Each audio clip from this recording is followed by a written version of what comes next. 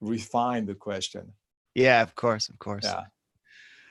Hello to those trickling in now. Welcome to today's discussion. We'll give everyone a sec to get settled and we'll begin. Hello to all that are on YouTube Live and dialing in through the app. Today's topic is mindful leadership. And I'm here with Tony Siccardi. Hi, Tony. Welcome. Hey, Stefan. All right. We'll give everyone a couple more minutes, and then Tony's going to lead us through a practice.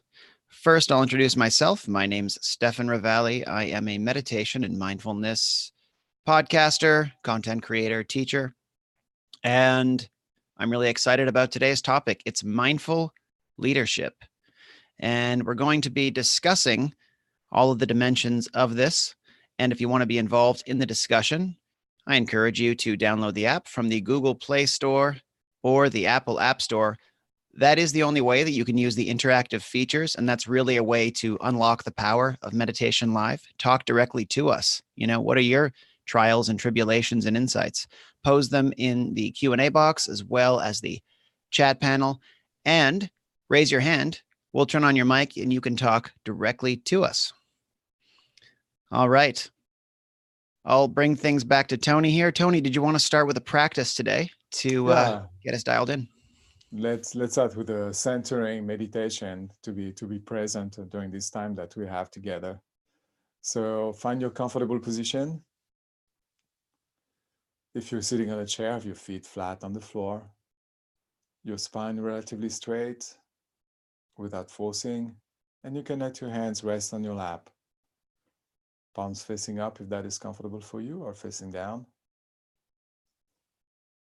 And your head slightly tilted as if you were looking at an object on the floor about 5 or 6 feet in front of you. Take a moment to adjust the position to make it comfortable, stable, relaxed, and also alert and dignified.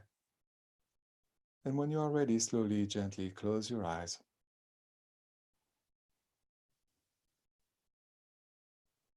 Relax your body, soften your muscles, your forehead, your jaw. Drop your shoulders if necessary. And settle into your body, into the present moment, finding your point of stillness.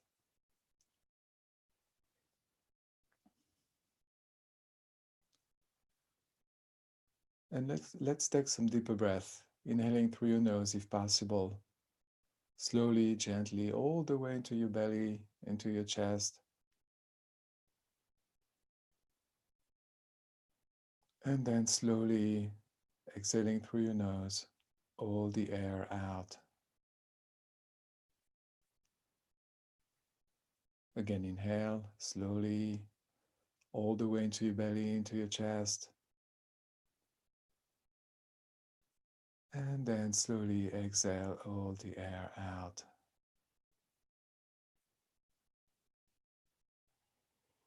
And now simply bring your awareness to your breathing. Let your breathing be natural and simply be aware of the movement of your breath. Your belly and your chest rising up and falling down as you inhale and you exhale.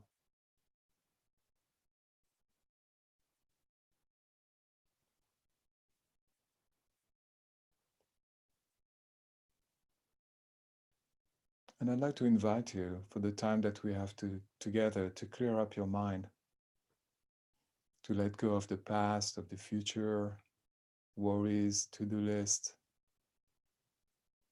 and simply being here, being present, using your breath as an anchor.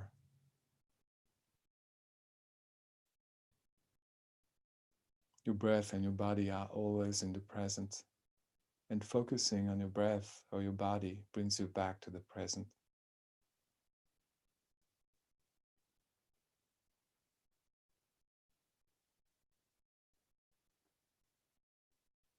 So simply being here,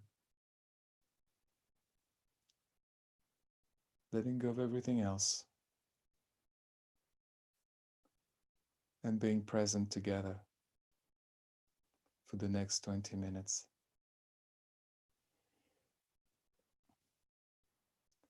Now come back to your feet on the floor, your hands on your lap. You can stretch a little bit if that feels good. And then when you are ready, gently, slowly open your eyes.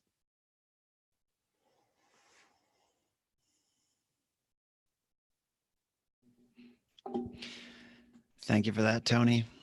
I feel a lot more grounded in myself, and I imagine that is really appropriate since that's an important leadership attribute, I imagine. Right. Self-awareness, being present is a very important leadership attribute. You want to know how you feel, where you are, where your thoughts are. Absolutely. So, I want to give you a chance to actually introduce yourself as well and talk about the work you do, since it is very focused on leadership development, mindful leadership development in the workplace. Yeah, totally. I've worked in IT for a long time and was in leadership positions myself. And then I started to study mindfulness. For the last 5, 6 years, I've been studying meditation and mindfulness, and finally also emotional intelligence. And and what I see is that mindfulness and when you put mindfulness and leadership together, that's when you get emotional intelligence. That's really what it is. It's using mindfulness and meditation to acquire the competencies that you need as a leader. And here we're talking about being an inspiring leader, influencing people, um, to have self-awareness, emotional control, empathy, and so many other skills that you need when you want to be an effective leader. And what is your definition of leadership? Since I'm sure people have a different understanding of what a leader actually is. There are different types of leaders, but a leader is someone who has a sphere of influence. As soon as you are part of a project, it can be at work, it can be community, it can be with your family and of your friends. If you help organize something or organize something yourself and have a sphere of influence on the other people that are part of what you're doing, then you are in some ways a leader. And, there are plenty of leaders that have the role. The organization gave them the role. They give orders. People feel obliged to do what they say. But there is more to that, right? There is mindful leadership. What does it mean to lead mindfully? So there's mindful leadership. There are different types of leaders. So let's go back to different types of leaders. We have managers, of course, and they have a status, and with that, they have employees, and they can tell them, what to do to a certain extent. But there's a difference between a manager and a leader. A manager is responsible mostly for execution of the projects, making sure it's well planned and it gets done and things get done on time. That we have the resources to for the projects.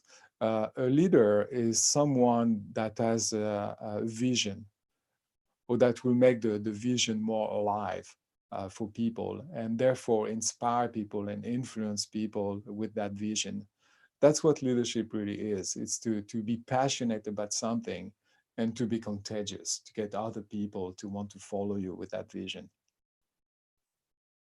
So it sounds like there's a difference between a sort of functional managerial role that is in charge of getting a job done, and a leader maybe more inspires their employees to kind of be better people and better Yeah. employees. Yeah, and it's not exclusive. A manager often will be also an excellent leader, and I think we want that as much as possible. But the role itself is not exactly being a leader. And sometimes people who are not in a managerial position are big influencers, and they get people to follow them, and they are leaders without a status. And what sets those people apart? What makes someone naturally influential, someone that people want to follow? I think one of the things that differentiates effective leaders from everybody else is their capacity to get people to embrace their vision, to follow them. And a big part of that is empathy, to really care about people. When you genuinely care about people, they will return the favor to you and really listen to you and will want to follow you. And how do we use mindfulness in the organizational space in order to help facilitate all of this? I think if we look at the competencies that a leader should have, such as self-awareness, emotional control, empathy, influencing, inspiring, and so on, there are a lot of meditation practice that we can use to increase, to improve those competencies. And for example, for self-awareness, we may want people to start really observing their selves, themselves and their emotions. And for that, we'll use techniques like breath awareness, body scan that really helps to create that space where you can see what's going on inside. For empathy, we'll use some type of meditations where instead of being self-centered, you'll be other-centered. You'll be thinking about other people and wish them success. Uh, I think that's one thing that people don't really understand. There is always some competition in the world, but when you are a great leader, you want other people to succeed, not just you, but other people as well. And that's why they respond so well to you. So those techniques that we use for increasing those competencies are very simple. It's the same that we do like every day, those meditations. But now we connect them with the skill and we ask people to also go further, to use what they learned during the meditation, set an intention, and follow that intention throughout the day. So, for example, if you're working on empathy, you're going to go to work and you're going to greet your co-workers. You're going to ask them about their family. You're going to ask them about their hobbies. You will want to know them much better. You will ask them about their career goals and what they want to achieve. And when you do that, you genuinely care about people. You genuinely care about their success. They will know that and they will respond to you accordingly. And that's what makes you a leader. So I think about the role of the servant leader. Uh-huh. Yeah. So it's not just like, oh, I'm the leader. Everyone should just conform to what I want. It's a lot more selfless, and it's more like this is what the greater project and organization needs. Yeah, so Ken Blanchard is one who talks about that, about servant leadership, right? And what he says is that if you are a manager, um, your first client, the person that you want to serve, is not the client, the customer of the company, but it's your employees. They are the first line of defense, with the clients, making sure that they serve the clients really well. You have to make sure that they have everything they need. So they are your clients. So you become a servant to your employees, making sure they have everything they need to do their best at work. And that's what, more or less in a nutshell, what servant leadership is. Yeah, this could be a challenging model for some. First of all, if anyone has any questions, I encourage you to put them in the chat box or raise your hand. There's only a few of us using the app today, which is great. You can have as much of the floor as you want and learn more about mindful leadership as it pertains to your particular work situation or life situation. So please use those. So I'll move on to ask about another question. I guess some people may doubt sort of the value of mindfulness in the organization and say, well, there are too many practical concerns to really fully be mindful. Is this true, or can you be, whatever it means to be fully mindful, can you actually fully implement mindfulness principles into being a leader? Yeah, people don't realize that, but when there is an upset, for example, something doesn't work, they tend to retreat into their shell, or they tend to be angry or to blame people. We have those biases that will manifest themselves if we are on autopilot. Mindfulness is the opposite of autopilot. Is being present. It's being able to realize, oh, I'm having a bias right now. I'm being really negative towards someone. I'm about to blame someone instead of looking at what's possible and how can we move forward. So part of mindfulness is not it's not moving away from the problem. It's embracing the problem, but bringing the best of yourself to the problem. That's really what it is, and that's how it helps with any different facets of of leadership. And when people have this impression that mindfulness is not useful because we need to make like strong decisions, they are mistaken. It leads you to make the best decision, and it can be a strong decision. Yeah, there's the association of mindfulness with being passive and being just allowing anything to go. But in fact, it is a source of strength more Yes, for people. and also it makes you more energetic. So mindfulness is not about always um, closing your eyes and being meditating. That's an exercise we do to calm the mind, to be able to find the best part of ourselves. But during the day, that's not how it manifests. Now you have the energy, you have the passion behind you, and you want to get things done. So mindfulness at work is being very passionate as well. Yeah, and so do you have some stories, some case studies of success applying mindfulness to organizations where you saw transformation occurred and it still, and even better so, functioned as a practical organization, a profitable organization?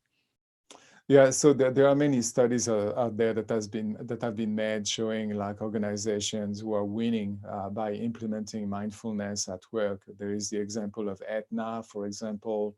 There is Google with the Search Inside Yourself program. There are many examples. What I've seen, like with the people that I coach personally on mindfulness and emotional intelligence, is that they quickly make a lot of progress and see the difference between being on autopilot and being mindful and bringing your best self to work. And usually the differences that they see is that not only they feel different, but the people around them tell them that they are different. And they have a better relationship with their employees, better relationship with their boss, better relationship with their clients. I feel a lot of the problems in leadership and it not being mindful come from a sort of understanding of the role and the leader feeling that they're worthy of the role. You know, sometimes they think, oh, we need to tick all these boxes to be a leader. Yeah. And they feel imposter syndrome because they doubt that they have all of these boxes ticked. How does So mindfulness help with that? yeah, so this can happen to someone who is new to a managerial role, for example, or in leadership, and they are happy to be in that position, but they also feel that syndrome, imposter syndrome, like you said, because they feel maybe I don't have all the strength for that role. Maybe I shouldn't be there. And so mindfulness can help with that again because it helps you really figure out your strength. You're more self-aware of your strength or what you can bring to the picture. And instead of comparing yourself to someone else who may have different strength, you will go and find what you can use for the task in yourself, which is a different way of going. Most of the time we go into comparing into competition, like so and so is able to do this and able to do that and I'm not able to do that, and that's where you get that feeling of imposter. And when you rely on yourself and say, okay, what can I bring to the picture? What is it that they don't have that I have that I can do different? And if you have that and you're not afraid to take some risks, then it's a lot easier to be successful. So, what do you think based on these principles? Can anyone be a leader? You know, can like a quiet introvert be a leader? You don't need a particular set of characteristics. It's more just like the will to lead and the tools to lead. Yeah, definitely. You can be very quiet and introvert and be a wonderful leader. Um, it will manifest itself. Again, it's about being passionate about what you do. When you really enjoy what you're doing and you know your strength um, and you have that passion, it will manifest itself anytime it has a chance to manifest. You become like an instrument for your passion. So there is an important project you need to achieve. You are passionate for that project. You're not really doing it, making things happen. You are the instrument through which things are happening, which is a different position from someone who is a pace-setting leader, for example. Now, for those of us that don't have a leadership role yet, let's say, or may not statistically, only a certain number of people can be leaders. How can mindfulness make you a sort of a covert leader, a hidden leader among everyone else? Yeah, leadership is about how much you inspire people and how much you influence people. So it doesn't matter if you have a role or not. That tells you that you are a leader. The fact that you're gonna rely on other people and you're gonna influence them to help you with a project makes you a leader. So it's always possible to be a covert leader, but not for a long time. If you are a real leader, people will notice. That is true. And it has been my experience as well. Yeah, just getting opportunities thrown at me pretty quickly before I thought that I was worthy, and then saying yes to them, and just being ready for the uncertainty. My leadership qualities emerged naturally that I didn't think that I had. Is in the in the industry that I was in hospitality for many years. And that was before I even was mindful. And then meditation came along, and then leadership happened a lot more effortlessly without feeling like I had to like be the leader. I could just embody the leader, so to speak. Yeah, there's often a lot of fear of missing out, not doing the right project, not being in the right place. And with meditation, that kinds of go away. There's more. We bring more humility to the task. And what happens when we do that is that we end up doing what is really useful and what is really necessary. And usually that's very much appreciated by the people we work for. And that's real leadership, by the way. It's to be able to do what's necessary at that time rather than what's cool. So, being a mindful leader, is that just for the workplace, or can these principles apply everywhere in life? I think they apply everywhere in life. I mean, if you are responsible for uh, a community, you are helping with soccer games on the weekend, organizing the whole thing. You organize a Thanksgiving dinner with your family. That makes you a leader. Yeah, I definitely agree. So, in a few minutes, I'll get you to invite everyone into a closing practice. Before then, is there anything else you'd like to say? Words of mindful inspiration for those of us that are in a leadership position or aspiring towards one where we feel more at home in it. Yeah, and the main thing is to be yourself. Be true to yourself. Be yourself. Yeah, authenticity, right? I mean, that's Yeah. really the people that inspire people are the ones that are authentic, right? That are truly themselves and not doubting who they are. Amazing. Well, I'll hand the floor over to you now to close things off, unless anyone else has any questions at all. Anything you want to throw at Tony? He's got a lot of expertise in this field, so definitely let us know. All right, Tony, the floor is yours. All right. We're going to close with empathy meditation, which is something really important for leaders. So wishing well to others. So I invite you to find your comfortable position once more. And when you are ready, close your eyes.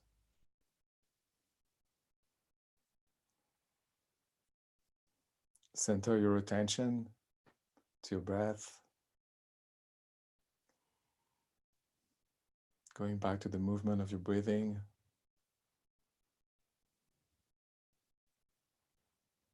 And now bring your focus, your attention to the center of your chest.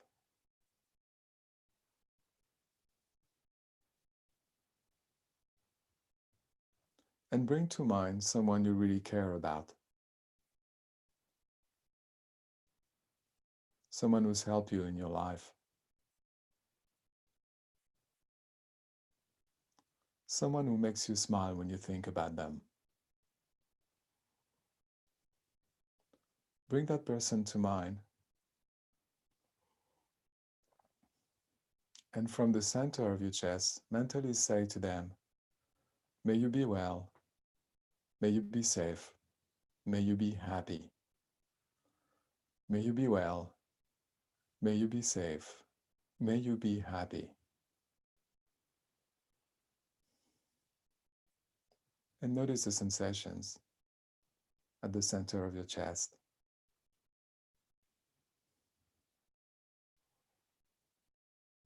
Now bring your own self to mind, your whole self, from the time you were born until now.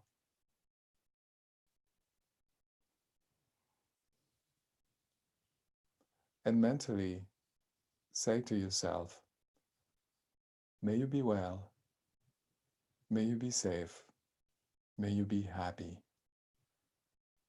May you be well, may you be safe, may you be happy.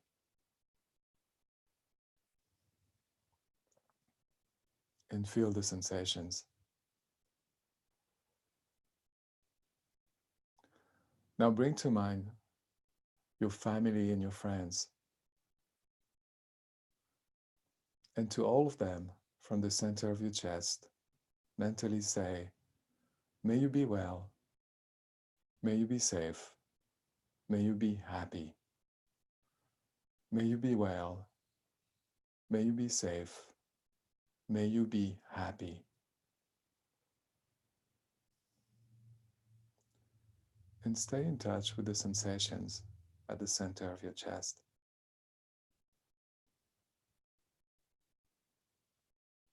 And now bring to mind someone you barely know. It could be someone you met at the bus stop, at the grocery store, or maybe a coworker you haven't had a chance to talk to. Maybe you know their name, maybe you don't. It doesn't matter. Bring that person to mind and mentally say to them from the center of your chest, may you be well, may you be safe, may you be happy. May you be well, may you be safe, may you be happy. And feel the sensations.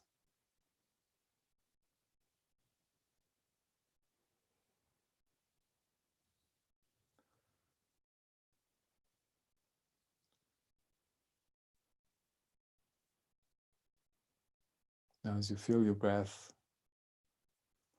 take a moment to reflect on your experience and maybe set an intention for the day.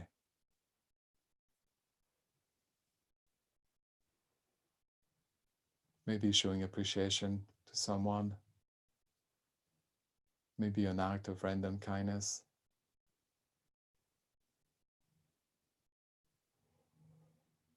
And once you set your intention, slowly come back. Feel your feet on the floor,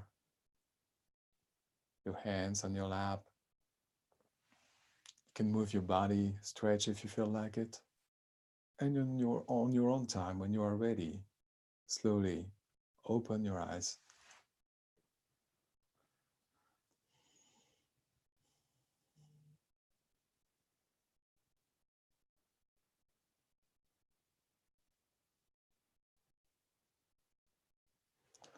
Thank you for meditating with me today and to join this panel, and I hope to see you soon.